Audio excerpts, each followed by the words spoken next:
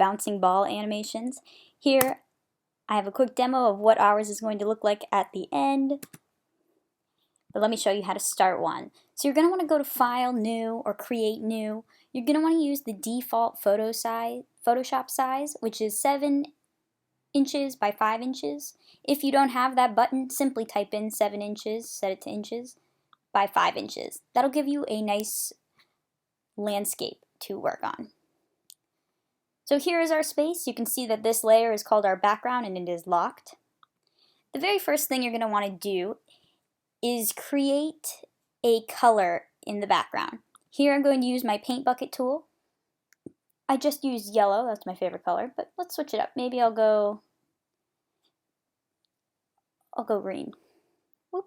So there's my background layer. That's so I know there's no transparency among the layers because I have laid down a color there.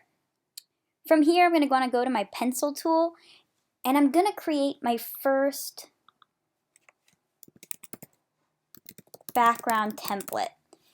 This is going to be a layer that only has my ground line in it. And I'll use a black pencil tool here. And there is my ground line. I'm not going to put anything else in this layer because I want to have it to copy and paste if I ever need it. I'm going to click into my layers, press on the background template layer, and I'm going to click Command C to copy it and Command V to paste it. And I now have two. I'm going to call this next one my frame 1, being my first frame of my 10 frame animation. I will call this one frame 2, frame 3, 10 frames for this, because if you look to the right, we are going to create the first 10 frames of the bouncing ball. So what you're going to want to do is go into your first frame, and because we have this mighty demo image from the slideshow, we are going to follow this. So the first circle appears pretty high up and towards the edge. Oh, the reason I couldn't see my mark there was because I have all of the layers visible. I need to click the eyeballs off of all these layers to make sure I can only see frame 1.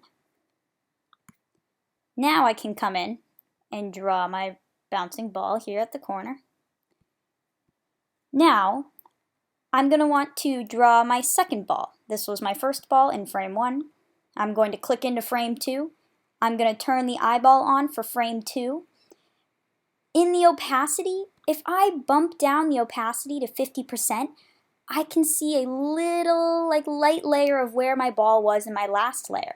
This is called onion layering, and it's what animators use to see where their previous frame movement was. So I know I need my ball to be a little higher up, but still relatively close. So that was my next one. Now, if I click into this frame 2, which I'm already in, and I bring my opacity back up, all I can see is my new frame. The opacity is just a temporary thing we bump down to help us see the last frame. Now we're clicking into frame 3, turning the eyeball on. Going to bump the opacity down to, 50-ish%, and I'm going to draw the ball number 3. So now gravity is starting to pull it back down. There we go. Going to bump my opacity back to 100%. Click into frame 4. I want to be able to see frame 4, so I click the eyeball. Opacity down to 50%. And ball number 4 has some more space and a little bit of stretch going on to it. Whoop, that was a little too big. There we go. A little bit of stretching happening. Going back onto my layers section, turning the opacity up to 100 so this layer is really fast. And sketching out that ball. Bringing my opacity back up. I now have all 10 frames ready to put onto my timeline. Go up to the window option at the top of the screen, and you want to click timeline. This will open up your timeline settings, which an animation occurs in a timeline. And you'll notice we have numbers with Fs. That's basically like your frames per seconds. You don't have to think too much about it because this is really great in the fact that it will show you just how quickly they all go along. I took a little bit of time to drag and drop mine so that they were relatively close to one another, and I used these mountain toggle bars to help see the timeline better. The more I zoom in, the more I can see.